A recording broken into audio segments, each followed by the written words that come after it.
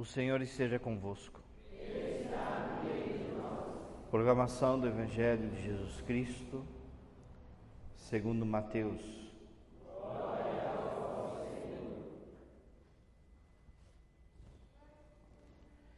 Naquele dia, Jesus saiu e foi sentar-se à margem do mar da Galileia.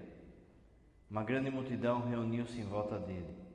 Por isso, Jesus entrou numa barca e sentou-se, enquanto a multidão ficava de pé na praia.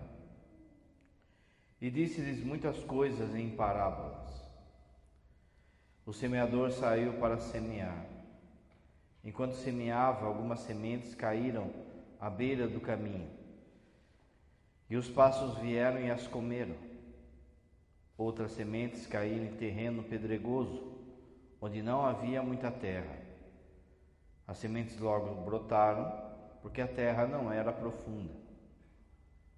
Mas quando o sol apareceu, as plantas ficaram queimadas e secaram, porque não tinham raiz. Outras sementes caíram no meio dos espinhos. Os espinhos cresceram e sufocaram as plantas. Outras sementes, porém, caíram em terra boa e produziram a base de 100, 60 e 30 frutos por semente. Quem tem ouvidos, ouça. Os discípulos aproximaram-se e disseram a Jesus: Por que falas ao povo em parábolas? Jesus respondeu: Porque a vós foi dado o conhecimento dos mistérios do reino dos céus, mas a eles não é dado. Pois a pessoa que tem será dado ainda mais e terá em abundância, mas a pessoa que não tem será tirado até o pouco que tem. É por isso que eles falam em parábolas, porque olhando eles não veem, e ouvindo eles não escutam nem compreendem. Desse modo se cumpre neles a profecia de Isaías: havereis de ouvir sem nada entender, havereis de olhar sem nada ver, porque o coração desse povo se tornou insensível. Eles ouviram com má vontade e fecharam seus olhos, para não ver com os olhos, nem ouvir com os ouvidos, não compreender com o coração, de modo que se convertam e eu os cure. Felizes sois vós, porque vossos olhos veem e vossos ouvidos ouvem. Em verdade vos digo, muitos profetas e justos desejaram ver o que vedes e não viram, desejaram ouvir o que ouvis e não ouviram. Ouvi, portanto, a parábola do semeador. Todo aquele que ouve a palavra do reino e não a compreende, vem o maligno e rouba o que foi semeado do seu coração. Este é o que foi semeado à beira do caminho. A semente que caiu em terreno pedregoso é aquele que ouve a palavra e logo recebe com alegria, mas ele não tem raiz em si mesmo, é de momento. Quando chega o sofrimento ou a perseguição, por causa da palavra, ele logo desiste.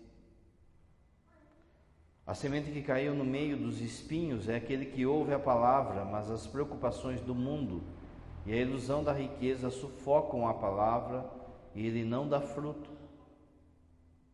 A semente que caiu em boa terra é aquela que ouve a palavra e a compreende. Esse produz fruto. Um dá 100, outro 60 e outro 30. Palavra da salvação.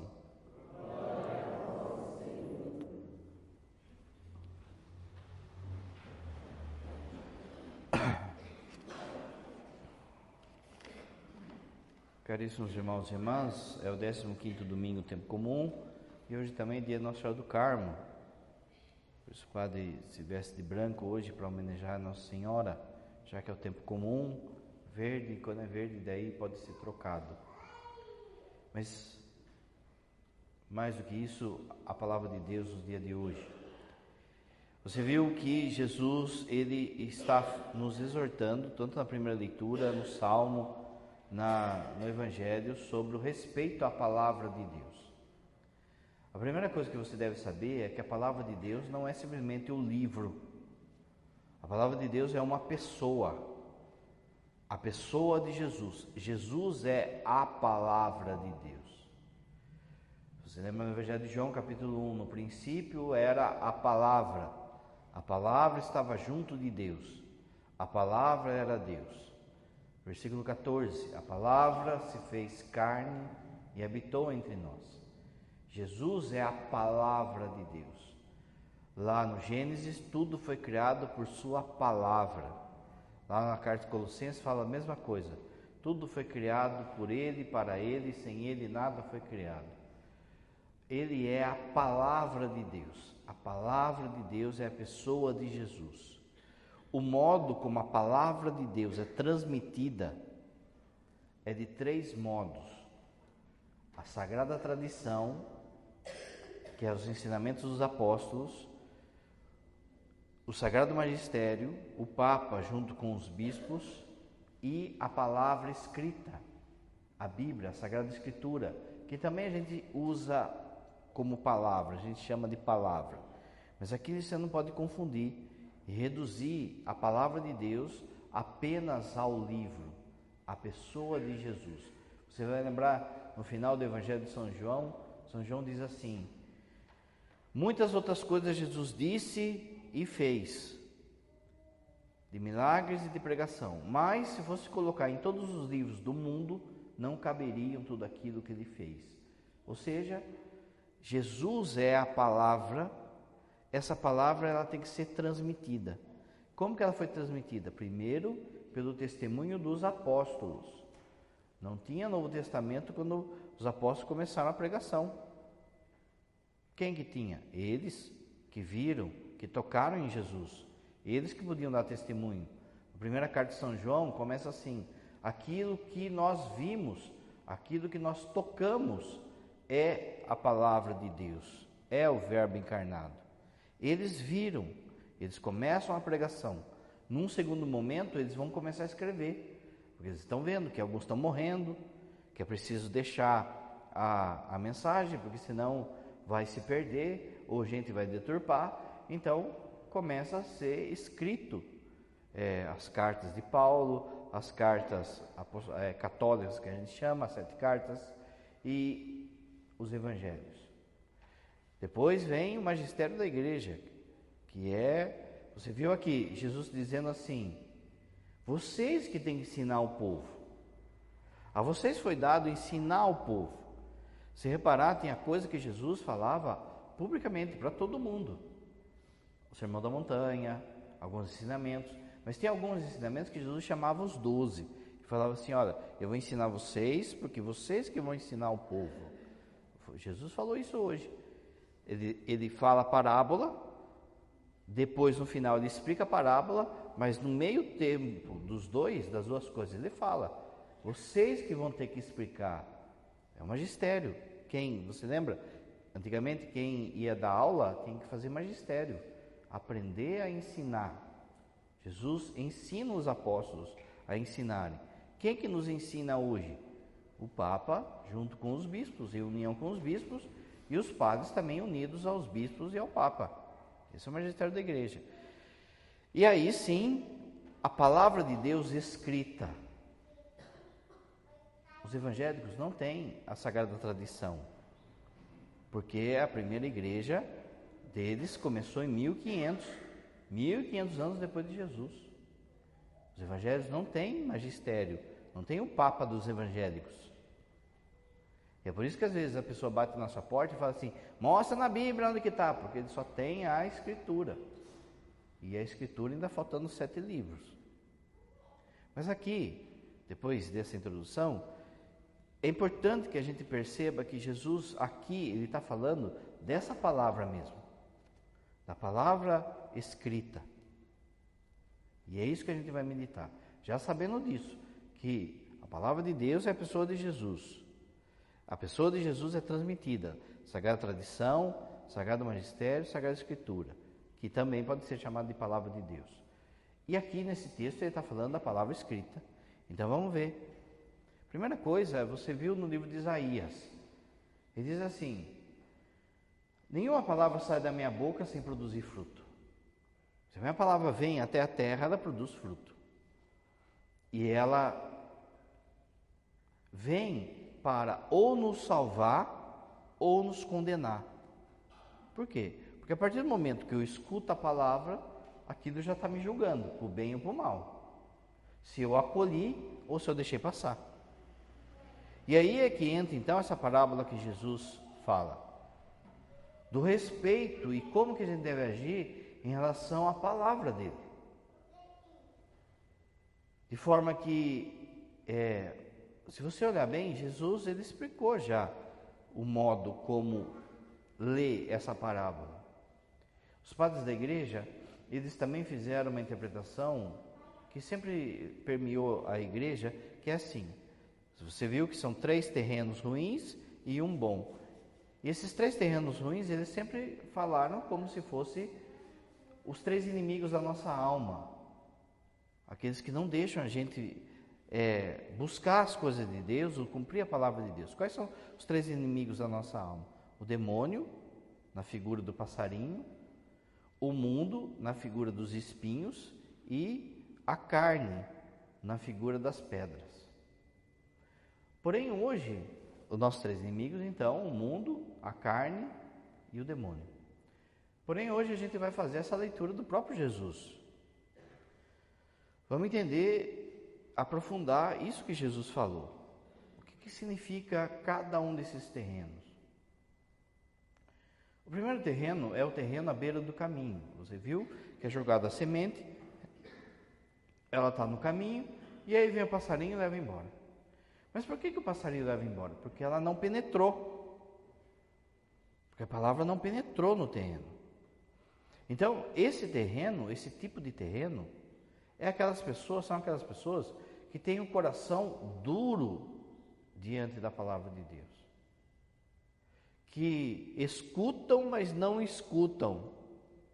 Você viu que Jesus falou? Que tem alguns que escutam, mas para que eles escutem, mas não ouçam. Porque de fato isso acontece e muito.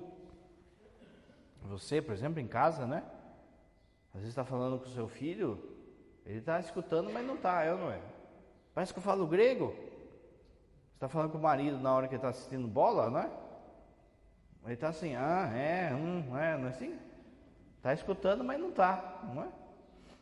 Assim, e pior ainda, é com a palavra de Deus. São aqueles que têm coração fechados e endurecidos para a mensagem de Deus. O que acontece? Por que essa postura? Por que acontece isso da semente não penetrar? A dureza de coração, ela vai produzir a pessoa se torna insensível à palavra de Deus. Ela se torna indiferente, orgulhosa. Aqui, gente, vale para quem está lá fora, não é? Para quem sabe que existe a Bíblia, sabe que existe a palavra de Deus, até sabe alguma coisa da história de Jesus, não é? Mas a palavra não penetra. Mas o pior é quando é aqui dentro. E esse evangelho, hoje o padre quer falar para a gente aqui de dentro. Como que anda a nossa postura diante da palavra de Deus lida, da palavra de Deus proclamada? Essa indiferença, esse orgulho, começa já com a nossa postura quando Deus fala. Parece que não, mas você pode pensar que você fica despercebido aí no meio da multidão, mas não. Daqui de cima a gente enxerga tudo. Qualquer mexidinha que você dá, qualquer conversa que você dá, aqui a gente percebe. Eu não sei o nome de todo mundo, mas as carinhas eu conheço. Eu estou na rua assim, esse aqui é paroquiano. De forma que, às vezes a gente vê postura, a própria postura da pessoa já é uma postura de que não estou nem aí. Não venha falar, o importante é o coração, porque o nosso corpo fala daquilo que está no nosso coração. A postura, às vezes, de indiferença, de ficar conversando, de ficar olhando para o relógio, de ficar saindo toda hora para ir no banheiro, saindo toda hora para cuidar de criança, qualquer coisa a pessoa usa para não ouvir a palavra. Mas é aquilo que o padre falou, A palavra de Deus é a pessoa de Jesus. Então, Jesus está vivo. Então, a palavra de Deus, ela é viva. Quando é lido o Evangelho aqui, as leituras aqui, eles não são simplesmente leitura de fatos que ocorreram lá atrás e agora a gente tem que tirar a moral da história. Não é assim? Lembra que tinha moral da história antigamente? Contava a historinha do Chapeuzinho Vermelho, daí tem que tirar a moral da história. Não é isso. Não é leitura do que foi antigamente, e daí vamos tirar a moral da história. É uma palavra viva. Então o que significa isso? Significa que você, nessa manhã, você veio com um monte de coisa no seu coração. Você veio com dúvida, você veio com tristeza, com alegria, você veio com um questionamento, você precisa ter um discernimento para alguma coisa que você vai fazer na sua vida, uma situação na sua família. Você veio com um monte de coisa. E Deus te escuta. E Deus fala com você. Ele fala como? Pela palavra viva. Ele já falou com você hoje. Ele já disse a palavra que você precisa nessa manhã. Mas se eu estava distraído, com indiferença, orgulhoso, essa palavra foi falada e eu não escutei. Eu escutei, mas não escutei. Lembra que o padre acabou de falar? Do filho, do marido decidindo futebol. A palavra é jogada, é falada, já veio a resposta daquilo que você está procurando nessa manhã, mas o terreno está duro. Então não penetrou. Então o passarinho, que é o inimigo, vem e pega lá, rapidinho, já leva. De forma que a palavra é dita na missa e as pessoas não prestam atenção. Se você pensar, o padre não vai passar vergonha, né? Mas se o padre perguntasse assim, escolhesse alguém assim, ó, você, de onde foi tirada a segunda leitura? Né? Você fala para mim o que São Paulo falou na carta aos Romanos, segunda leitura, o que ele falou sobre a criação? O que ele falou sobre os tempos de tribulação? O que ele falou sobre os nossos corpos? Ah, não sei, padre. Por quê? Terreno pedregoso. Você talvez saiba a primeira leitura porque o padre falou. Ah, é da carta de Isaías, a palavra de Deus vem e tal. Mas repara, que a palavra é falada, Deus fala e a gente não presta atenção. É indiferente, é orgulhoso, acha que não precisa escutar, acha que sabe tudo. Uma dureza de coração. Agora pensa assim, se eu falasse para você, lembra a Missão Impossível? Lembra do filme Missão Impossível? Missão Impossível tem hora que é assim, ó. O cara vai mandar uma mensagem lá para o agente, ele fala assim, olha, você vai escutar essa mensagem, depois de 5 segundos ela vai se autodestruir, não é? Aí toca a musiquinha lá, não é assim?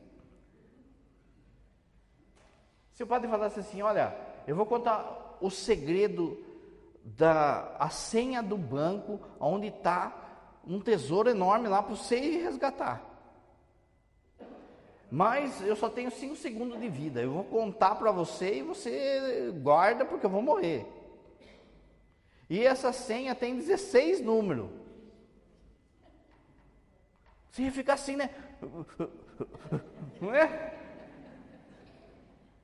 Por que a palavra a gente não fica assim? Por que a palavra de Deus a gente não fica assim? A gente não fica assim, ó, sedento por aquilo que Ele está falando. Não é palavra humana, gente. É palavra de Deus. O tesouro que está é a salvação da sua vida. É uma dificuldade, é uma situação que você está passando. E Ele está falando e você está lá mocosando. Olha só o desrespeito que a gente tem com a palavra de Deus. De novo, não é historinha. Essa palavra, ela é viva. Está viva. Jesus não está falando para morto. Mas tem hora que parece que a gente está morto na missa. Se Jesus, veja só como que a gente percebe como que parece estar morto. Se alguém está falando com você, você mostra que escutou, respondendo aquela pessoa, conversando com aquela pessoa, não é? Mas aí, palavra do Senhor, palavra da salvação.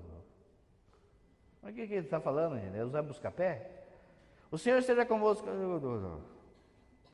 Quando abre a boca, porque tem gente que parece que ele vai cair a boca se falar cedo.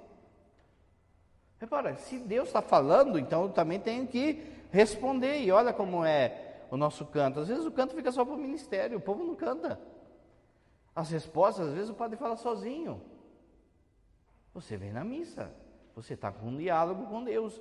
Agora veja, de novo, essa dureza de coração passa pela indiferença, pela postura, pela posição corporal. Vem um dia, por exemplo, na missa ainda é melhor.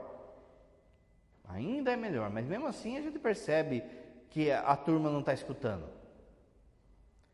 Mas venha, por exemplo, em casamento, em batismo. Casamento e batismo são um rito. E como todo rito tem a acolhida, sinal da cruz, a acolhida, a palavra de Deus, o sacramento e a despedida. Quando é lido a palavra de Deus no batismo e no casamento, no casamento, gente, dá uma tristeza, como é duro celebrar batismo e casamento. Porque você vê pela postura corporal deles que eles não estão escutando. Quando tem, por exemplo, um casamento, a palavra é dirigida para todo mundo, mas de modo especial para os noivos. Aquela palavra é para os noivos, é palavra de Deus, é Deus falando para os noivos. Mas estão preocupados com a foto, com o vestido, com a criancinha que vai entrar lá vestida de agente 007, que não tem no rito, mas a turma começa a inventar coisa. No batismo é a mesma coisa, a palavra é dirigida antes de tudo para todo mundo que está lá no rito, mas de modo especial para padrinho e para os pais. E é por isso que o padre, por exemplo, tirou o batismo aqui dentro da missa. Que o bom seria fazer na missa, o mais correto, mas não dá, porque você passa raiva, porque vê um monte de gente pagão que não escuta a palavra e atrapalha quem quer escutar. Mas não só aí, na missa também. Há uma dureza de coração das pessoas que não se deixam dobrar por ela. Essa atitude de terreno duro é uma atitude que, veja, de autossuficiência. Não precisa da palavra. Eu sei, eu resolvo, eu que faço minhas paradas. Ou então é assim, Deus não está nem aí comigo, então eu mesmo vou resolver. Não, gente, Ele tem uma palavra para você viva, hoje, de autossuficiência, de ceticismo. Ceticismo é ficar duvidando de tudo. Será que é isso mesmo? Será que Jesus multiplicou os pães? Será que Jesus, Ele ressuscitou? Será que os apóstolos não inventaram? Será que é isso? A pessoa vem na missa e fica com ceticismo. Olha a dureza de coração, não vai penetrar, gente. Um outro erro é o criticismo. A nossa época, ela principalmente quem fez faculdade, mas empesteou todo mundo. Um negócio que chama Escola de Frankfurt, que ensinou pra gente que, de modo errado, que ser inteligente é criticar tudo. E critica isso, critica aquilo, tudo é crítica, tudo. E aí ele olha para a palavra de Deus e também começa a criticar. Não, veja bem, Jesus não multiplicou os pães, foi partilha. Jesus não andou sobre as águas, sempre conversinha, e começa a criticar isso. Porque está frio, porque está calor, porque o padre não liga o ventilador, porque não desliga o ventilador, porque ele está criticando tudo, mas não percebe a palavra de Deus. Porque demora, porque é rápido, porque o padre é gago, porque o padre é gordo, porque o padre é isso aqui, porque isso aqui. Não entra, a palavra não entra. A dureza de coração também produz o julgar a palavra. A pessoa se coloca num patamar que ela julga a palavra. Ela começa a achar, não, isso aí já foi, isso aí não é mais não. Deus está falando assim, ó, tal coisa é pecado. A pessoa fala, não, isso aí não é mais não. Ué, então ele está se colocando acima da palavra. Terreno duro. Ele que sabe, não é Deus, é ele que sabe. Não, veja, isso aí era no tempo lá de Jesus, agora não, agora está liberado. Ué, a gente chega a um ponto da soberba ser tão grande que tem gente famosa aí falando assim que tem que ser reescrita a Bíblia. Pensa só, porque a Bíblia ela é homofóbica, porque a Bíblia é machista, porque a Bíblia é isso, aquilo, outro, ou seja, ele está julgando a Bíblia. Olha que ponto que a gente chega, gente. E hoje a gente tem já um movimento de alguns milionários aí investindo numa inteligência artificial para reescrever a Bíblia, mas reescrever de forma que consiga ter um livro que una todas as religiões. Vai ser palavra de Deus isso? Não, é palavra do homem, é palavra do computador. A palavra de Deus, não, ela já passou, já não é mais assim. Vamos mudar, vamos reescrever. Tem gente que vai mudando o significado de palavras da Bíblia. A pessoa se coloca num patamar de julgar a palavra. É ela que está certa, não é a palavra. Soberba intelectual, não é? Olha de cima a palavra. Uma outra coisa que acontece muito para quem tem essa dureza de coração é a ilusão da mídia. A pessoa não sabe da palavra, mas ela fica assistindo, sabe, documentário que fala de Jesus, que fala que Jesus teve filho com Maria Madalena, e fala outro documentário lá que aparece que as pirâmides eram ETs e tal e coisa. Ele acredita em tudo quanto é lixo que sai da televisão, mas não acredita na palavra de Deus. Pensa só, de novo, a televisão que está falando a verdade e não a palavra de Deus, e ele vem com ar de superior. Veja bem, a igreja está escondendo coisa, tem coisa que não é assim, tem coisa que isso aqui, porque eu vi no Fantástico. Desde quando o Fantástico vale alguma coisa? Desde quando, sei lá, History Channel, não sei quem mais o que aí, pode reparar, chega na época de Natal e de Páscoa, é uma enxurrada de documentário falando vinagre. Mas a turma acredita mais nisso do que na palavra. Aí também produz a preguiça espiritual, a pessoa não se mexe, como o padre falou, não responde na missa, não participa da missa, vem e atura a missa, não vê a hora de acabar, não reza em casa, não escuta a palavra. Se você perguntar na porta da igreja, qual foi a primeira leitura? Qual foi? A pessoa não sabe, não escutou. Quantos e quantos domingos você veio assim, hein? Quantos e quantos domingos chegou na porta da igreja, você já não lembrava qual foi o evangelho? Lembra da senha? Você tem que ficar atento.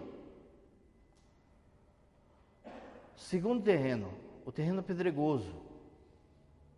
Jesus mesmo falou, são aqueles que começam a crescer um pouquinho, mas daí as pedras, e como a pedra não deixa de ter raiz, vem o sol e já queima.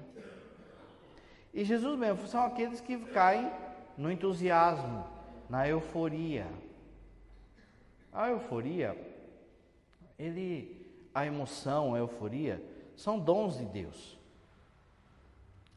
Só que a nossa fé não pode estar nem na euforia, nem na emoção. São Tomás de Aquino fala que a nossa fé está na vontade. Na vontade, é um ato de inteligência na vontade. É uma decisão, e não uma emoção. Porque emoção vira aí boneco de posto. Se você está bem, hoje eu estou com fé. Se você não está bem, hoje eu estou sem fé. Não é isso, gente. Mas a euforia, ela pode nos enganar. E aí muita gente que acha que a fé é sentimento, ou fé é emoção, euforia, começa a buscar isso. Mas aí não cria raiz. Para você de fato ter fé, é necessário você ter raiz. Aqui vale lembrar algo que hoje em dia dói no nosso ouvido quando a gente escuta. As As pessoas vêm e falam assim, você é muito radical. Assim? Mas radical na Bíblia é quem tem raiz. O que é um cristão radical? Fala para mim. É alguém que sobe no prédio e explode um prédio? É uma velhinha do apostolado que chega com uma arma e fala assim, olha, ou você acolhe a palavra ou dá um tiro, não sei, é isso que é um cristão radical? Não, um cristão radical é São Francisco, é Santa Clara, é o Papa João Paulo II, é Padre Pio. Só que a gente tem que ser igual a eles. O modelo de ser cristão não é o pessoal da sua família. O pessoal da sua família não está nem aí, ninguém segue nada, faz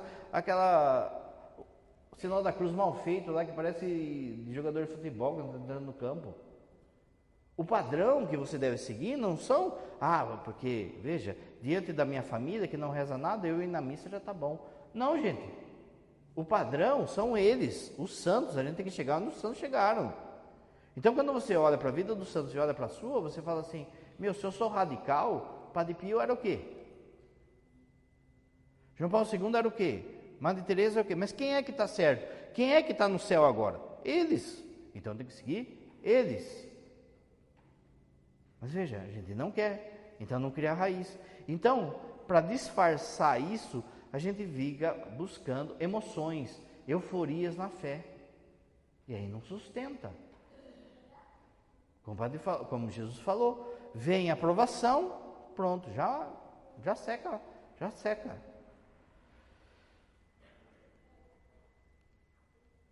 Baseiam a sua fé nas emoções, veja, nos sinais. Quanta gente que fica procurando sinal. Senhor, mostra para mim que daí eu acredito. Se Jesus mostrar, deixou de ser fé, gente. A fé é a certeza do que eu não vejo. Se eu preciso de sinais para entender, deixou de ser fé. Uma vez chegaram para São João da Cruz e falaram, olha, tem uma madre que está fazendo milagre, está vendo o menino Jesus. O menino Jesus está... A gente vai todo mundo lá. O senhor não quer ir lá ver? Para confirmar a nossa fé? Ele fala assim, eu seria um desgraçado se eu precisasse de sinais para acreditar. Eu seria um desgraçado se eu precisasse de sinais para acreditar. Tem muita gente que fica correndo atrás de sinais. Veja só, a própria renovação carismática já entendeu um pouco isso. E tem muita gente que fica correndo atrás de cerco de Jericó, já reparou? Cerco de Jericó, vai ter o cerco de Jericó na cidade nova, vai vir todo mundo para cá. Vai ter no São Judas, vai ter lá na Candelária, vai ter lá na Aparecida. E aí tem gente que fica pulando de cerco em cerco, atrás de prodígios e sinais. Aí você fala para servir no grupo, não quer. Porque no grupo de oração tem que carregar caixa, tem que fazer curso, tem que ser obediente, não quero atrás de sinais. Eu vou atrás de sinais. Por outro lado, aí vem as pessoas que buscam sinais em aparições, em falsas aparições. E vai para Jacareí, e vai para não sei na onde, e vai a outro lugar. Quando alguém falar para você assim, viu, vamos em tal lugar porque Nossa Senhora está aparecendo, está não sei o que, você vai perguntar assim, a igreja já aprovou? Não, a igreja não, porque a igreja não sei o que. Então você fala assim, quando a igreja aprovar, eu vou. Quando a igreja aprovar, eu vou. Gente, está cheio de falsa aparição aí, que a igreja já se pronunciou, já deu carta, já falou, o bispo de Jacareí já falou que aquilo de lá é falso. Vai a turma lá, o cara corrige a Ave Maria, o cara fala que não tem missa, que missa tudo é falso, e a turma vai atrás, vai lá, e fica lá, diz que vendo sinais no sol, olha a busca de sinais. Aí o vidente vai lá, fica olhando para o sol, vocês estão olhando para o sol, está vendo o sinal? Lógico, gente, você olha para o sol, você vê até doendo depois. Experimenta olhar para o sol para você ver. Quando é um milagre, é algo que não tem discussão. Milagre é quando o Padre Pio faz uma menina enxergar sem a pupila. Ela continua sem a pupila e volta a enxergar. Isso é um milagre. Não tem explicação. Agora, se olha para o sol, lógico, você vai ficar tonto, vai ficar... Não é? Mas aí fica aquela coisa, não, porque o sol, não sei o quê, blá, blá, blá. E a turma traz de sinais. Sinais também, às vezes,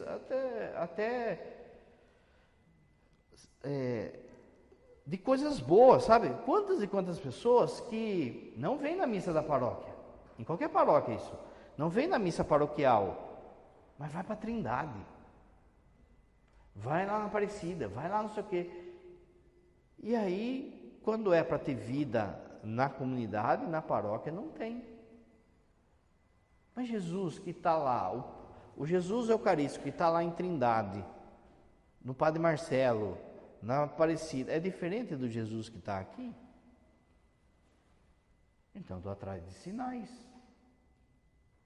Não tem problema ir para lá.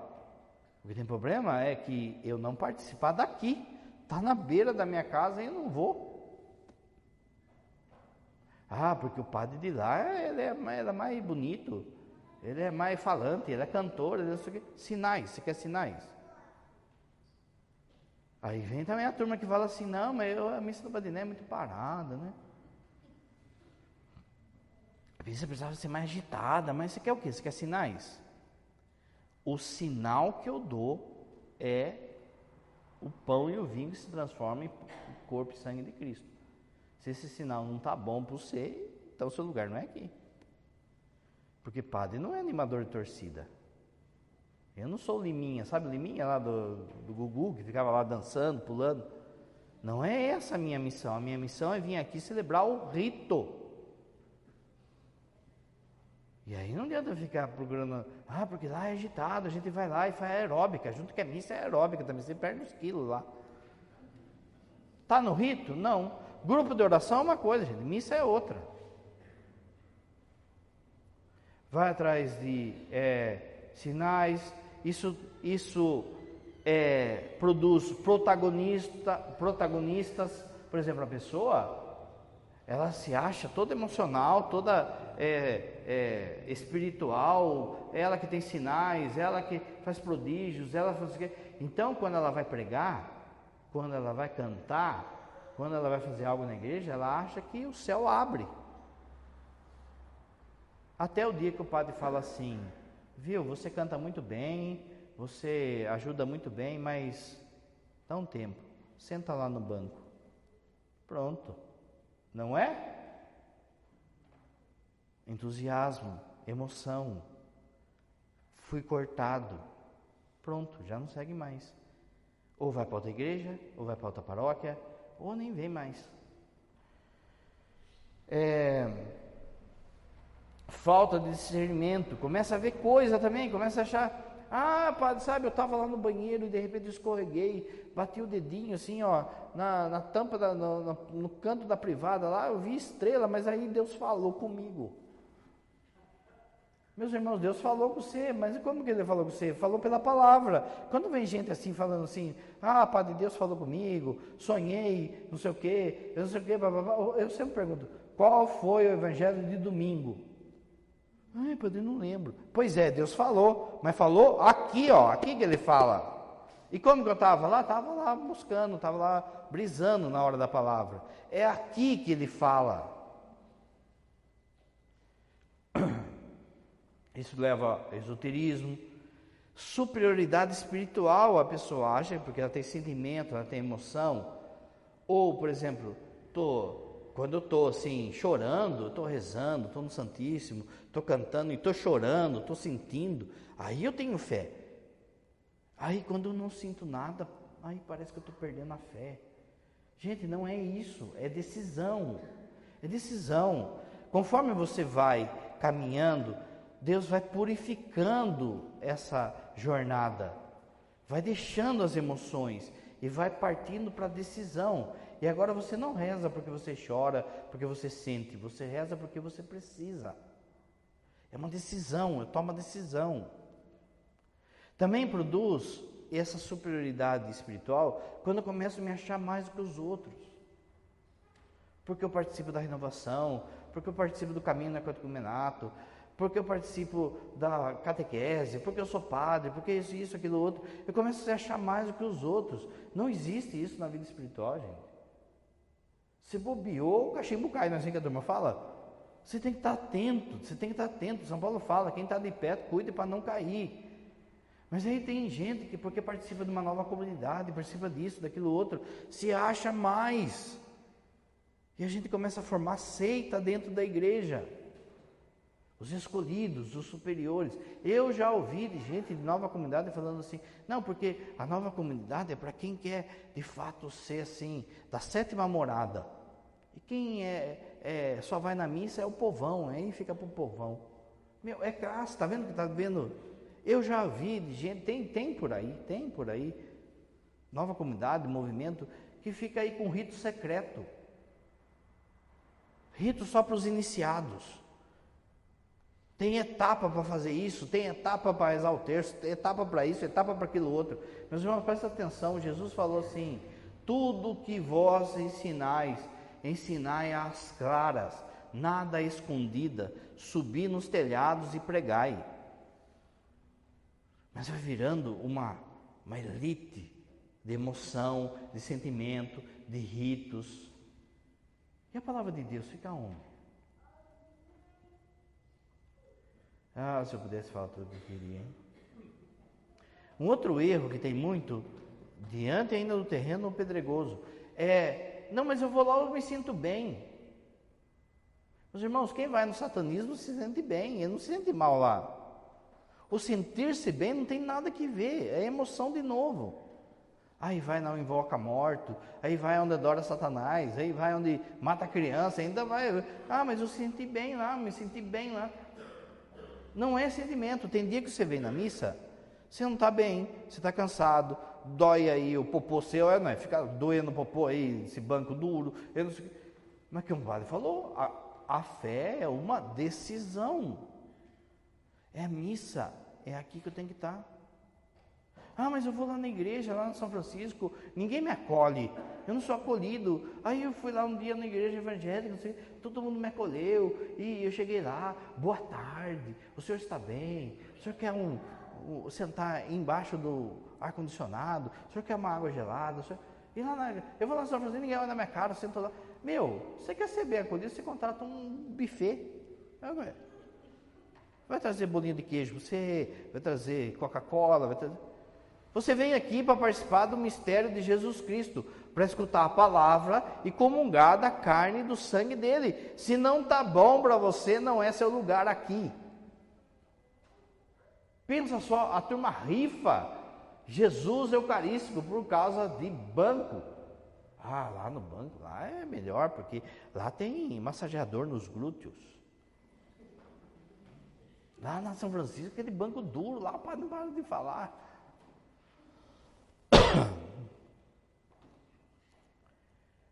Isso traz também ritualismo. A pessoa pensa que a missa ela é resumida a ritualismo. Rito é algo sagrado, ritualismo daí já começa com pompa, começa com inventação. Terceiro terreno, aqueles que são cheios de espinhos. Então o primeiro terreno era a dureza de coração, lembra? O segundo terreno é o emocionalismo. O terceiro terreno é o emocionalismo e o espiritualismo falso. O terceiro terreno é o materialismo, é as coisas aqui da terra. A pessoa está preocupada com as coisas da terra. Aí ela cresce, aí vem os espinhos, as preocupações da terra e rouba a vida daquela muda, daquela planta. Olha só, são sufocadas pelas preocupações do mundo, pelas seduções, pelas riquezas e pelos prazeres terrenos. Disso procede, por exemplo, o vício, o gasto, o tempo nosso gasto em vício. Pensa assim, uma pessoa que bebe, drogas, fala mal do outro, pornografia, jogatina. Aquilo de lá, ele está roubando o tempo da palavra. Fora o pecado, né? Mas ele rouba o tempo da palavra. Quanto tempo uma pessoa gasta, por exemplo, numa pornografia? A pornografia é igual droga. Ela começa com coisa leve, ela vai, leve entre aspas, depois ela vai cada vez mais ficando pesada e por mais tempo Para dar grau, a pessoa precisa buscar e buscar e buscar e buscar e buscar e buscar. E aí a pessoa fica horas, dias. Eu já atendi gente que se masturbava 16 vezes por dia. Ou seja, vira um negócio de compulsão de coisa, de alucinado. Quanto tempo eu gasto com a palavra? Quanto tempo eu gasto em informação? Pode falar semana passada na homilia. Em jornal, para saber as notícias do dia. Mas eu não procuro a notícia da palavra. Eu sei o que o presidente Lula falou, eu sei o que o Bolsonaro falou, eu sei o que o Supremo falou, eu sei o nome do pessoal do Supremo, mas eu não sei os 4 evangelistas. O que é prioridade na sua vida? Eu sei quanto o Neymar ganha, eu sei para onde o Neymar vai, eu sei o que o Neymar falou, eu sei o que a Anitta falou, eu sei o que o fulano falou, mas eu não sei o que Paulo falou. Está assim hoje. Se você pedir para o nego abrir o Gênesis, o nego não acha. Mas se você falar assim, entra no Instagram do Neymar, não sei de quem aí, Nossa Senhora. E defende, mais que defende, a Jesus. Não é à toa que a palavra que está lá é seguidor. Mas quem que você está seguindo? São sufocados pelas preocupações do mundo. Dinheiro, preciso trabalhar, preciso ganhar, preciso isso. E aí não dá tempo de eu rezar, padre. O meu dia é cheio, eu tenho que trabalhar, eu tenho que sustentar minha casa, eu tenho que isso, eu tenho aquilo outro. No mínimo aí é uma falta de confiança na providência de Deus. Aquilo que o padre sempre fala, para de correr atrás de luxo. Vai atrás do necessário. O mundo, abra seu ouvido, segunda leitura de hoje. O mundo se prepara para perseguir os cristãos. O mundo está se preparando para perseguir os cristãos. Daqui a pouco você vai ter muito menos que você tem. Mas se eu estou com manha, com luxo, eu vou vender Jesus. Eu não. Você vai ver. As preocupações do mundo, vícios, gula intelectual, às vezes não é a busca de dinheiro, mas às vezes tem gente que é a busca de diploma. E faz 2 faculdades, e faz pós-graduação, e faz curso, e vai para a Zâmbia, e vai para a Bélgica, e vai para a Alemanha, e vai para a Itália, e vai para não sei na onde, e vai para não sei na onde, tem que estudar, e aquela coisa, a parede fica repleta de diploma. Ele sabe o nome de tudo quanto é filósofo, de tudo quanto é médico, pesquisador, cientista, mas não sabe os 4 evangelistas. O que é importante na vida, gente? Isso aqui é palavra de Deus, não é palavra dos homens. Quanto tempo eu gasto na televisão, nessa gula intelectual, no futebol? Quanto tempo eu gasto? E quanto tempo eu gasto na palavra? Aí as pessoas vêm e falam assim, não tenho tempo. Quem fala que não tem tempo para rezar está mentindo. Está mentindo, e mentindo para si mesmo. A falta de confiança em Deus, o se comparar, começa a se comparar, não escuta a palavra, acha que Deus não ama ele.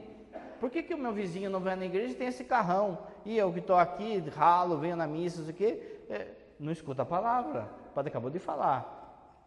Daqui a pouco você vai ter menos.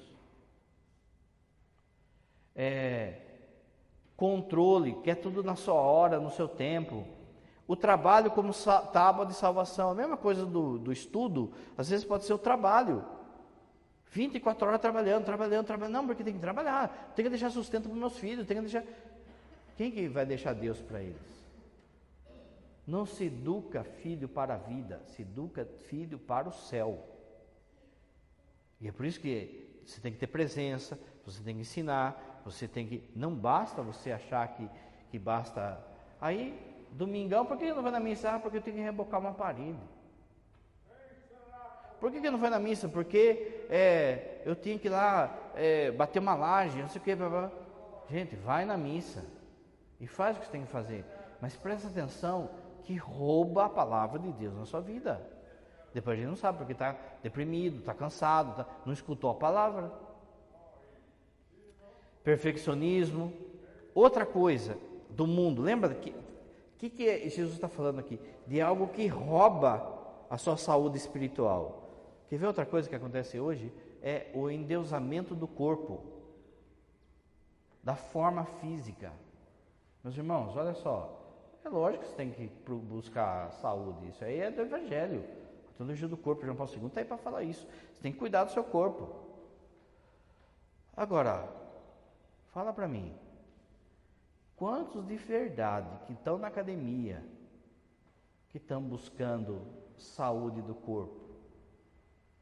90% lá está buscando formas. Como que eu vou ficar com o pulmão mais durinho? Né? Como que eu vou crescer mais no meu bíceps? Como que eu vou... Porque eu tenho que ficar tal para aparecer. Estou no mercado. Meus irmãos, prestem atenção. Daquilo que a gente confessa. E olha, padre que fala diferente porque não está confessando, viu? Depois do Zap, internet, a coisa que mais tem acabado com família se chama academia. Vocês não têm noção que brota de traição que começa ali. Porque começa ali, né? Sei lá, a mulher chegou ali gordinha, assim, tal, e aí começa, pá, aí vai lá o cara e fala, nossa, nossa, e ela fica toda, que mulher é elogio, começou a elogiar, ela fica com a perna mole. Aí, daqui a pouco, pronto, arrebentou com a família. Quanta gente, você não tem noção do que brota daí. E outra coisa, será que aquelas pessoas, tá bom, então vamos supor que o ambiente fosse imaculado, né? Fosse todo mundo assim, não, ninguém tem pensamento de besteira ali, padre, ninguém tem, não, todo mundo é puro assim, né? Tá bom, vamos supor que fosse, e não é. Essas pessoas, elas dedicam metade da metade desse tempo para rezar? Para escutar a palavra? Então estão cuidando do corpo, não estão cuidando da alma. A pessoa acorda às 5 horas da manhã para ir lá. Mas se falar para, por exemplo, ter uma missa às 5 da manhã, ixi, Maria, nem das 10 da manhã não vem. Essa história também de que, corpo são, mente sã. Mais ou menos, viu?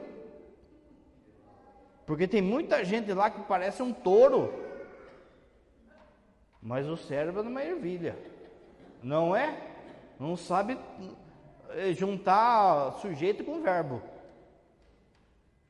Então assim, não estou falando que não é para ir, eu estou falando que virou uma igreja, virou um templo, virou um endeusamento.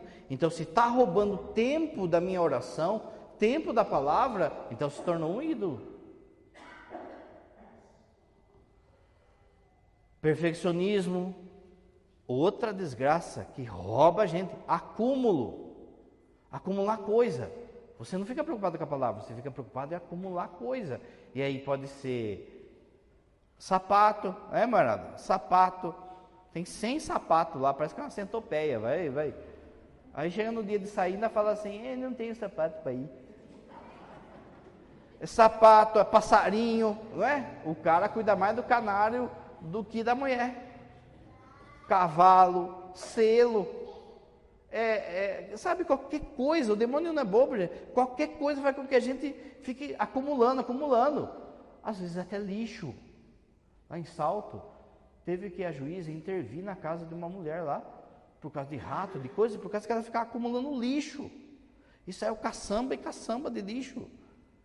Acúmulo, tem gente que quer acumular comida.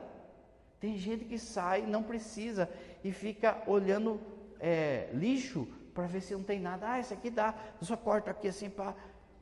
E às vezes fica lá na geladeira, apodrecendo, perdendo.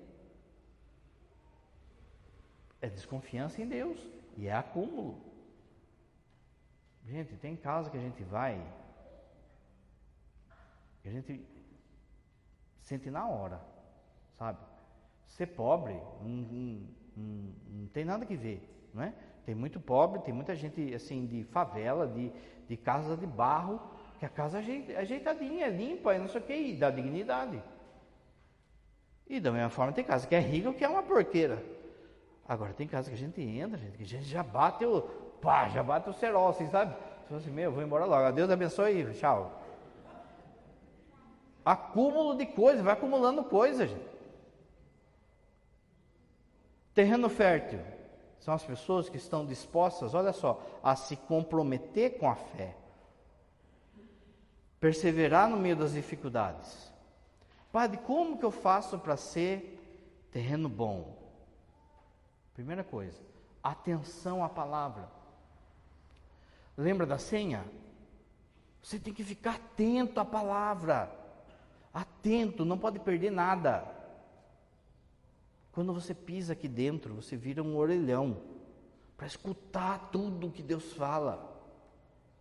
Você tem que lutar contra a distração, lutar contra os sinais externos que o inimigo faz com que você não escute, não chegue a palavra a você.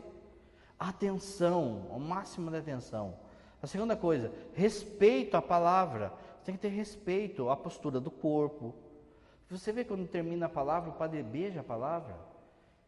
Respeito à palavra. A Bíblia na sua casa tem que estar num lugar digno. Respeito à palavra. Você tem que ter humildade diante da palavra. A palavra sabe mais do que você. Deus falou, é sim, Senhor. Humildade. Ouvir a igreja. Não sair interpretando o texto bíblico. Você viu o que Jesus falou, o padre já disse na homilia. É necessário que a igreja ensine você. Ouça a palavra e ouça o que a igreja diz. Antes de mim, já teve Santo Agostinho, já teve Santo Antônio, já teve Padre Pio, já teve João Paulo II. Outros já falaram muito melhor do que eu. Escute o que a igreja fala. Ruminar a palavra, ou seja, quando termina a missa, você tem que levar essa palavra essa semana. Se você não, só vem na missa no domingo, você vai lembrar. Terça-feira, você vai dar uma paradinha e vai pensar assim, qual que foi mesmo o evangelho de domingo? Ah, foi da palavra. Vai ruminando aquilo, vai ruminando. Às vezes as pessoas vêm assim, padre, eu leio a Bíblia e não entendo. Gente, não é caixinha de surpresa. Cada vez que você abre a Bíblia, você não precisa tirar a lição de moral. Não precisa tirar a mensagem do dia. Você só lê e fica ali. Na hora que precisar, Deus vai fazer assim, ó. Pá. Invista na palavra. Ai, ai, ai. Gente, olha só. O evangelho não tem preço, mas evangelizar custa caro. Você precisa ser fiel ao seu dízimo, porque uma parte do dízimo vai para a evangelização. Uma parte para os pobres, uma parte é para a manutenção do material litúrgico e outra parte é para a evangelização. Olha só, será que a gente está investindo na palavra? Presta atenção. Tem comunidade que a gente teve que fazer rifa para comprar lousa para a catequese. Você acha que a gente está investindo? A gente tem que esmolar para comprar uma lousa. Televisão, não é? Hoje em dia, um monte de coisa de catequese aí dá para fazer televisão. Aqui mesmo não tem. Mas aí, quando eu tenho vontade de televisão, vou lá na Loja 100 e compro. A gente não investe, não fala, e parece ter um receio de falar que precisa investir. Microfone, qualquer microfoninho desse aqui, os 4 conto. E aí a gente não cuida do microfone, deixa jogado no canto, não põe a bateria para carregar. Você já pensou? Se a palavra de Deus não chegar para uma pessoa, porque o cidadão não pôs a bateria para carregar, fala para mim se isso não é pecado. Lógico que é. Travou a palavra. A palavra foi travada. Essa semana numa comunidade, e aí a pessoa vai fazer a leitura e não pegou o microfone. O que aconteceu? Passou aquelas motonetas, sabe? Aquelas bicicletinhas com motor de geladeira. E veio 2 assim, pá. E a pessoa sem microfone, o microfone estava aqui, sem microfone. O que aconteceu? Matou a palavra, ninguém escutou. E se aquela palavra fosse a palavra de salvação para uma pessoa, para resgate dela mesma? Olha o desprezo que a gente tem com a palavra, a gente não investe na palavra. A gente não faz curso, a gente demora para aprender da palavra, tem gente católica que não tem Bíblia. A turma fala assim, padre, eu não tenho Bíblia, o senhor dá para mim? Não dou Bíblia para ninguém. Por quê? Porque custa menos que uma pizza. É falta de interesse se eu não ter Bíblia. Mas tem gente que não tem aquelas bibronas lá enormes assim que comprou por enfeite, e aí não dá para ler mesmo, quem que aguenta, não é? Aquela bibrona, parece que está fazendo musculação, você virar 2 páginas no Gênesis, pronto, já pagou a série do dia. A gente não investe, gente. Olha como é capenga as coisas nossas dentro da igreja, iluminação, o som, o microfone, as coisas da catequese, olha como é capenga. Por quê? Porque o povo nosso não dá dízimo, não investe na palavra. E por fim, você precisa mudar de vida. Não adianta eu escutar a palavra e saber dos versículos e saber da teologia se eu não mudar de vida. Herodes gostava de escutar João Batista pregar. Herodes gostava, mas o que adiantou? Ele foi lá e mandou cortar a cabeça do cara. Muda de vida, escuta a palavra e muda de vida. Olha para você, para a sua vida e pensa assim: que tipo de terreno tenho sido? De dureza de coração, de sentimentalismo, de espiritualismo falso, de dar mais prioridade às coisas do mundo ou à palavra de Deus? Ou eu estou buscando de fato ser terreno bom? Que tipo de terreno estou sendo diante da palavra? Faça um exame de consciência diante da palavra de Deus.